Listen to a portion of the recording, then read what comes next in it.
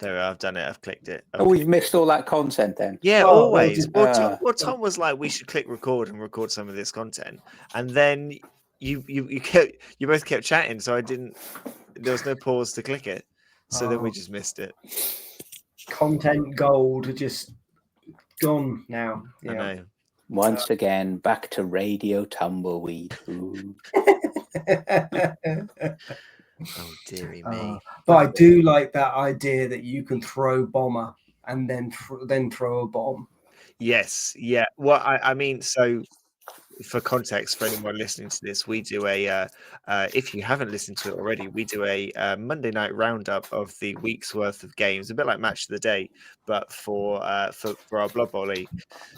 And we're recording this episode just off the back of doing our stream for our summary, our little Match of the Day stream, and a player took Bomber Dribble Snot as a inducement and then decided to throw Bomber Dribble Snot, which was just because I think I came over to help figure it out, because I came over and I think Scott just went, so we're going to throw Bomber. I was like, oh, so Bomber's throwing a bomb there. You're like, no, throwing Bomber. When Leanne said about it, and I said, oh, do you mean you want to throw a bomb? And she said, no, I want to throw a bomber. I was like, okay, are you sure? Because if he doesn't land it, and she, no, I just want to throw a bomber. Where do you want to throw it? On the player with the ball. Okay, right. Okay, this could be. And then it struck me. I thought, oh, if it scatters over there, I thought, oh shit, if he lands, it could actually be really good. It's only, with bomber, it was like, that's not going to be a lot. So that's going to be like, because bomber's got accurate, hasn't he? So I was thinking, that's a 2+ throw. Even in a tackle zone, that's only a 3+ throw with reroll. So I was looking at that. So I was thinking, if you could put that with Morg has got, he can re-roll the passing ability, can't he, with the ballista? Yep. And he's only passing 4. So you've got, what's that, with the re-roll, 75% chance on a 4-up. Plus he's got his Mighty Blow +2, which is always ridiculous. I suppose you could take, what's Deep Roots? Mighty Blow +2 again, stand you firm. can't get Deep Root with bomber though. No, and you can't throw Cindy. And you can't throw Cindy. Yeah. I'm just quickly looking down the Goblin team to see if there's anyone else with right stuff. No, that's a shame. That's going to be a new combination in the league, isn't it? It is. That will be. It's the sort of nonsense we live for. It's one of those little things that's just tucked away, just hidden there for someone just to find and go, oh, I can do this. Yeah. Anyway, should we dive in? Let's do it. Cool. Play the intro.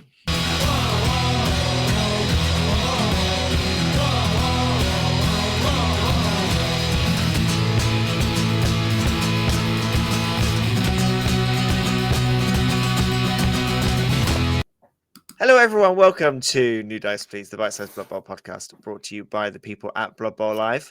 My name is Chris. Joining me, as always, Mr. Scott Bryan. Scott, what's your roast meat of choice? Good evening, Mr. Chris Coe. My roast meat of choice. I'm not allowed to say all of them, am I? No. I think the point is you pick a specific one. Okay. No, I will pick a specific one. I'll go with lamb.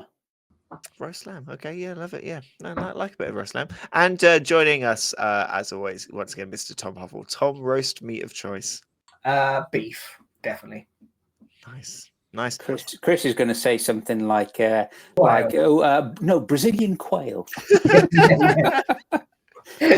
Love a Brazilian quail. No, I was just going to go for a nice bit of roast pork with some crackling. It's probably my preference. Between us, we've got a trio of roasts available at your local pub. No roast dinners this week. No, instead, we had an email, which we decided not to save for a mailbox episode. We had an email from, and if I pronounce your name incorrectly, I do apologize, from Burge. Burge Takaran is who got in touch with us. Burge said, "Good morning, gentlemen. I have recently discovered your podcast and I am making my way through all of the episodes. Very lively and entertaining Blood Bowl chat. As a huge Star Wars fan, I would love some Rebel, Imperial, Droids, Alien teams for Blood Bowl. Imagine Jabba the Hutt's movement and strength stats, not to mention his special ability to eat frogs. What positions would some of the heroes be? Chewie as a Yeti, Han Solo as a Dark Elf Blitzer, Lando as an ability thrower, Leia as an Amazon thrower, Luke as a war dancer, R2D2 as a gnome illusionist, and Vader as Lord Borak. I could go on, but should stop. Thank you for what you do. It's great fun." That got us thinking. That got us pondering. If we were to create rosters based around the world of Star Wars, what would they look like? What would what would happen if Blood Bowl and Star Wars collided and we had some teams? So we have each of us created not a roster, but like a team. The basics, the little bit of white paper that you get in the box when you get the models. We have created that list of players for custom Star Wars teams. Each of us with different levels and interest in the franchise that is Star Wars. I think I should point out from the beginning. And we're going to see what they look like. Shall I take the lead in this one, gentlemen? Shall I give you I was thinking Tom might want to take the lead, but let's save that, shall we? I think we should save Tom's for last. I think it's going to be the best one. So I made two. And I'm not sure. I made one that I'm calling Desert Scoundrels and one that I'm calling Temple Knights. Can you go with Temple Knights? Because I think your Desert Scoundrels might be similar to mine. Okay, we'll go Temple Knights then. So the Temple Knights team, linemen for this team. So to kind of tell you the template that we're using, everyone, before we go into these teams, we went for kind of the new template that GW are bringing in for most of their teams. So you've got your linemen, that you've then got either 4 different positionals, which you can have 2 of, or you've got 3 positionals you can have 2 of, and then a big guy. So kind of similar to like the Norse Amazon rosters, that kind of thing that they seem to be leaning towards. So for my linemen, we have the younglings. They are movement 6, strength 2, agility 4, passing 4, armor 8. They have dodge, stunty, right stuff, and safe pair of hands. And they cost you 40k per youngling. So that's your lineman. Immediately, Scott's looking a little bit bemused. No, I'm thinking 2 things. One, I didn't put any stats against mine because I was working busily hard all day today. Chris, what were you doing? Shares in a certain insurance company are now plummeting. Anyway. And so I haven't done the stats on mine. And younglings as linemen. Yeah, well, that's a bit sadistic, isn't it? Well, I know they're force enabled, but you see where we go with this. So, so then we get you can have 2 Padawans. They cost you 60k, movement 6, strength 3, edge 3, passing 4, armor 8, and they come with wrestle and guard. So a couple of defensive pieces in there. You can then have Jedi Knights. You can have 2 of those. They cost you 90k. Movement 7, strength 3, edge 2, passing 3, armor 9, and they come with pass and dodge. You can then have 2 Jedi Masters. They cost you 115,000. And they have movement 7, strength 4, edge 2, passing 3, armor 9. They come with jump up and block and nerves of steel. And they come with a new trait that I've made called the high ground. And then you can have 2 of what I'm calling secret Sith. They cost you 125k. Movement 7, strength 4, edge 2, passing 2, armor 9. And they come with animal savagery, really stupid, loner +4, jump up, block, kick teammate, and hypnotic gaze. then just to tell you what the high ground skill does that our Jedi Masters have. If this player is closer to their own team end zone or adjacent to a secret Sith, an attack from animal savagery will not cause the player to go prone. That's a very confused face. No, I'm trying to process, because in the canon, what makes you think Sith are animal savagery though? Secret Sith. Secret Sith. Sorry. So, losing their temper a little bit. So that's what I've kind of gone there. I also felt I needed to give them another nega trait because they have the ability to throw teammate, but I'm also giving them passing to, or kick teammate, but I'm also giving them passing to. So I needed to make that more difficult. Otherwise, that's too easy to just chuck those younglings down the field. I'm surprised you didn't give your Jedi Masters leap. Like I they was do a lot of leaping. If you can. I was tempted to give them leap, give them something to kind of jump over and stuff. But this team's feels like more control-y. And I think your Secret Sith is possibly one of your best players. The ability to kick teammate, I think, is quite fun. Kicking the younglings, but also having the chance to just destroy the younglings as an option. And yeah, I like the fact the Masters can have the high ground, which means that the Secret Sith then don't hurt them as much. I think it's quite solid. Can I just put a caveat in there, just in case there is anybody from the NSPCC listening to this? Chris does not endorse kicking kids or throwing kids. It's just a phrase. It's all make believe.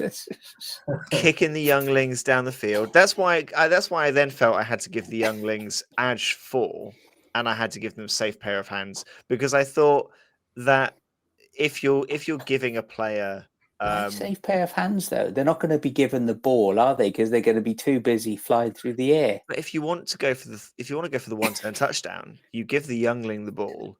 The Secret Sith then force kicks that youngling down the pitch. So you want to help him land? Well, safe pair of hands means that when he inevitably crashes and dies, because the Sith don't really care about the younglings, when he inevitably crashes and dies, at least he can place the ball where he wants it to be. Isn't there a good landing stat in the current roster? Well, your landing is agility. So you can do Edge +1 then, maybe on that occasion. As a special, softly, softly landing. But do you think the Secret Sith really cares about the youngling at this point? Do you think anyone cares about the youngling at this point? Probably not.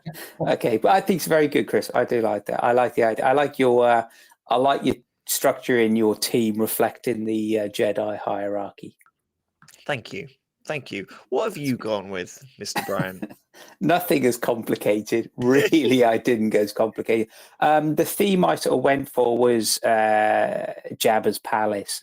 So that's why this is why. So I went with Jabba's palace, and I just thought, what 11 players would I have? What sort of equivalent Blood Bowl position would they be, and what would be the Star Wars equivalent character? Kept it really simple, as per our lovely email correspondence. So obviously Jabba the Hutt would be a Nurgle Rotspawn. Okay. He would be my big guy, yeah. I would have 2 War Dancer equivalents, and I'd have Boba Fett, because obviously he's a cool kick-ass dude, and he's got his jetpack for leap as well, so that'd be quite cool. I was going to go for the Mandalorian, but 2 Mandalorians, and yeah, it's only in that. So I thought, no, I like IG-88 as a bounty hunter, so I thought he'd be a War Dancer, or he might be a I don't know, blocker. But yeah, I like having him on the team as well. My favorite one, though, is instead of a gnome Beastmaster, and this might lose Tom a bit, so you might have to brush up on your canon lore, Tom. I would have a Rancor trainer who would have to be Danny Trejo. No one else is allowed. Yeah. And if you know that reference, plus a baby Rancor. That's what you have to have. Okay. Yeah, haven't done any skills or movements, so Just be there. I'd have a goblin hooligan who would be Salacious B. Crumb, if you know him. Okay. And I would have a goblin pogoer who would be Cy Snootles. Because I just think she looks like a pogoer type character. I can imagine her bouncing around when she's not singing. So my Desert Scoundrels team that I haven't made. finished yet, but thanks for jumping in. No, well, I just wanted to say, like, comparatively, I also had a Hut Warlord who was basically a rot spawn. Yeah. I had legally distinct characters that I were calling Jetpack Hunters, which were basically Mandalorians. Yeah. I then had Droid Hunters, who was like your bounty hunter droid. Yeah.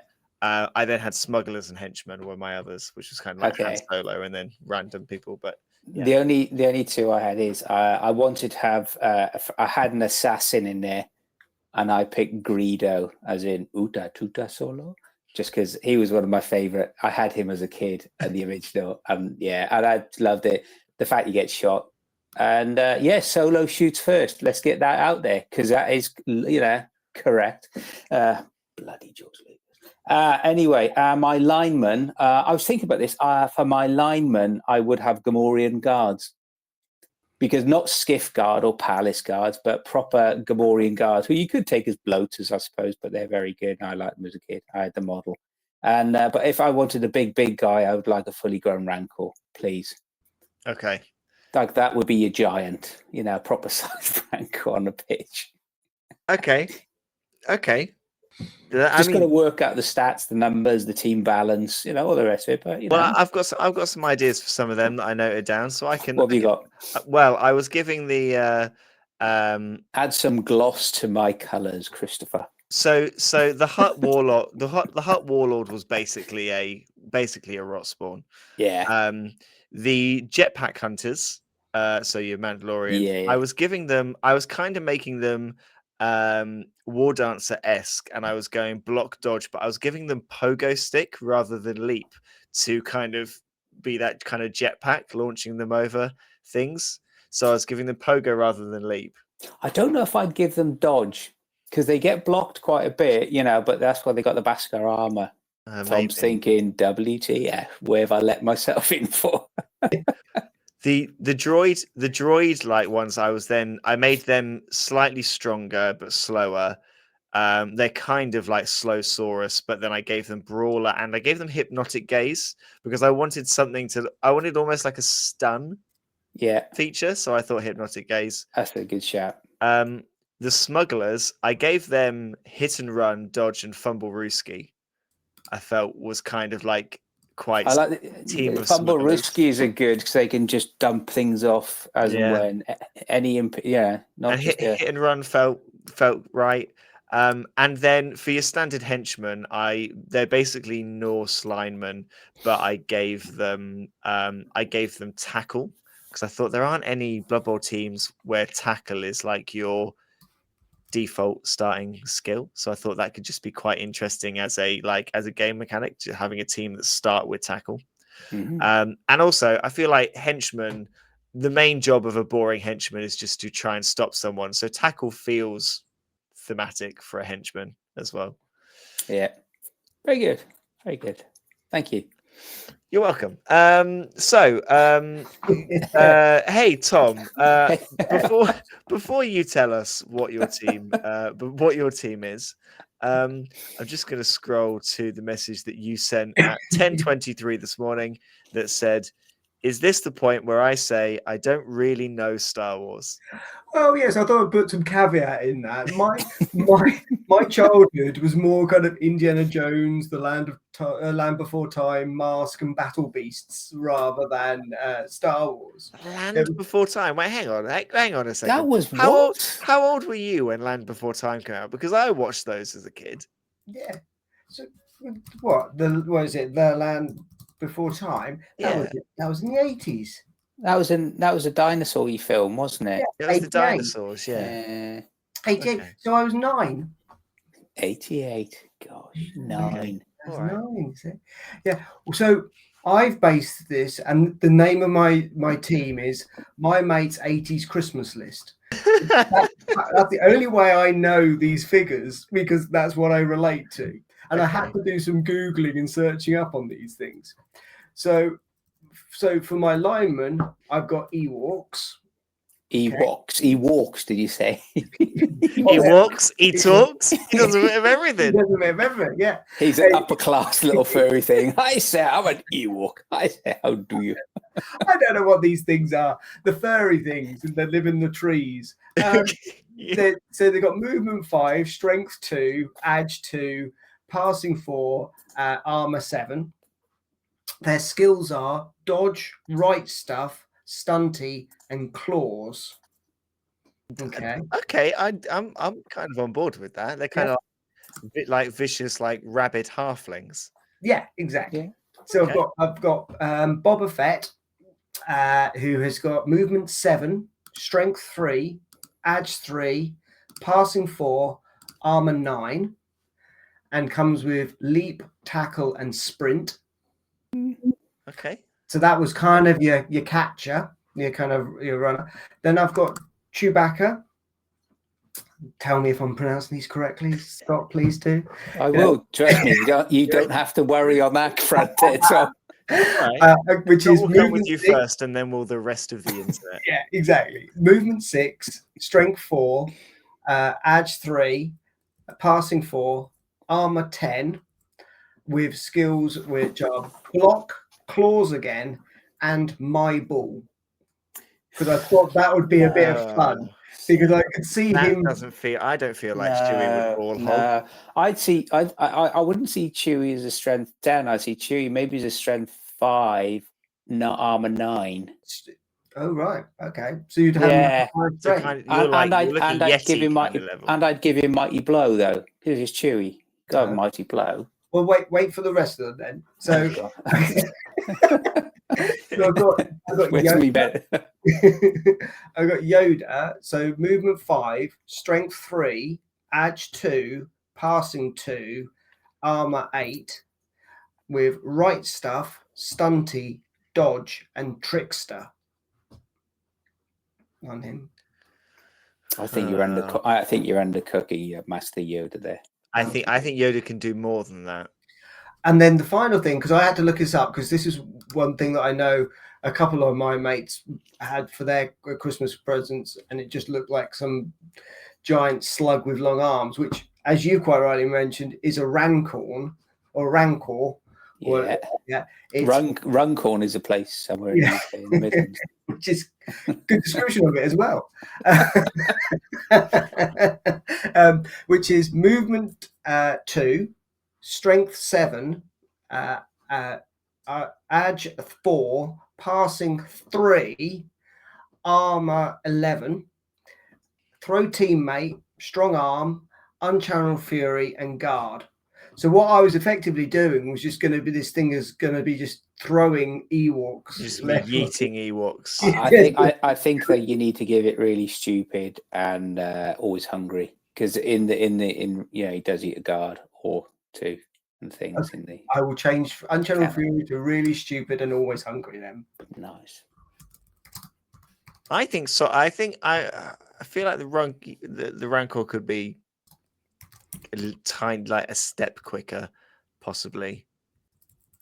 Okay. But I like what you've done, Tom, especially as you say you're Yeah, very good. Definitely, I think you've underplayed Yoda a bit, but okay. I'm not sure whether Yoda. I can't see Yoda being trickster, but I am wondering. Is there another? I think Yoda would. I think sidestep, block, and dodge. Yoda has to be a kick-ass little war dancer, doesn't he? Even if he's strength, I think it's just a small war dancer with less movement, isn't he? And then some skills to. This is because the tricky thing with doing this one is like thinking like Jedi mind powers and stuff like that. How what skill do you? Well, that's hypno-gaze, isn't it? Well, it's hypno-gaze, but as far as like using the Force to manipulate anything else other than like hypnotize someone, there's not really skills like relevant, because there's no like there's not really any distance skills, are there? There's not like something where like no.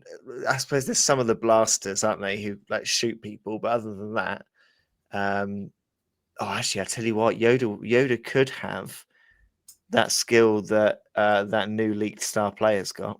I got the Oh, what? vine thing. The With the- sprite. No, the sprite, you disappear and reappear within 3. That would be a good one. That might be a good one. Yeah. That'll get nerfed.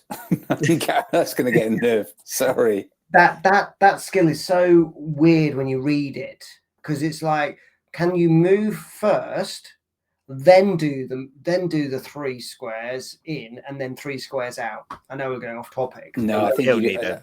I think you do the 3 squares, stab 3 squares. But if you could do your movement 3 squares, or your movement and then within 3 squares. But anyway, I think that would be a Yoda classic, and I think it won't be around for long. So here's a question for you both then, before we park this wonderful segue into Star Wars from Blood Bowl. Where do you guys stand on? So Star Wars has Star Wars Legion, so has a really accessible, good range of minis that you could buy and use as like stand-ins, and doing like Ewok teams as halflings and stuff like could be really easy. Where do you guys stand on using proxies like that as your kind of team stand-ins? Because I know some people love it and are really for it. Some people are a bit more kind of like purist and like it to be more down the Blood Bowl route and don't like too much deviation when it comes to the models. Where do you guys stand? I quite like it. Yeah, I quite like it. I like looking and seeing new models and seeing how people have painted their models and stuff. I like the fact that people have spent the time thinking about it and the thematics of their team. Because I've played against different people in tournaments where, okay, it's a bit difficult sometimes, as long as they've got their players and positionals clearly marked as to what they are, then I'm happy with it. But sometimes I've come across some teams where you're like, remind me, what is that thing? You know, and they'll be like, oh yeah, that's my catcher. Right, okay. Scott? My initial reaction is I haven't got a problem with proxy models, as long as, to Tom's point, fully agree, you know what they are and what they're supposed to do. So, for example, if you are going to have, let's say, 6 lineman proxy models, as long as the opposition coach can say, yes, they are the linemen, whether they're the same uniform, the same pose, the same base, but long something. And for me, the fundamental thing, Chris, as long as there's no bloody loom bands, I don't care. How did I knew that was coming? I'm going to have a whole team of proxy loom bands. We need to do star players. Then I again, will don't we? take your loom bands outside the shop and they will be burned. Oh no, they're on the base. I'll just glue then them vertically I'll on burn the bloody models. Right? You know better than that, Thomas Hovel. Yes, my young Padawan. Oh dear. I saw there's a board game that you can buy, which is like a tabletop Quidditch that comes with 2 sets of 7 miniature sized, like standard miniature sized Quidditch players. And I really want to. The board game is quite expensive, but I want it just so I can paint them to be. I'm thinking probably some kind of elf team would work for Quidditch players. And I think you should take off that, do a head swap with goblins or with little snotlings, or snotlings on brooms. That's what you want. Just have snotlings on brooms, and just all you have to do is paint the hands green as well, and that'd be beautiful. That'd be great. Well, there we are. Harry Potter can be another one of these. But anyway, if you, if you've got a question, if you've got some kind of topic or theme you want us to talk about, if you've got some pop culture thing that you love that you want us to figure out Blood Bowl related teams from, if you just want to call up and tell us how nice our hats look, whatever you want to do. Hey, Scott, if people want to get in touch with us, how do they do so? Hey, Chris, if people want to get in touch with us for all of the above, or to tell Tom about which Star Wars film he needs to watch, in which order and why, dramatic pause. You can email us at newdiceplease, all one word, all lowercase, newdiceplease@gmail.com. And Tom, if they want to watch any Blood Bowl game, listen to us on other devices, go back and listen to all the wonderful or mediocrity and witterings that we've put forward into the digital arena. How can they do that? Yep, sure. So we are on both YouTube and Twitch under Blood Bowl Live. We also have Instagram and Blue Sky under New Dice Please, and you can get hold of us at New Dice Please at all where you get your podcasts from. Wonderful. Thank you very much, Scott. Thank you very much, Tom. Thank you, everybody, for listening. We have been New Dice Please, and we will see you next time.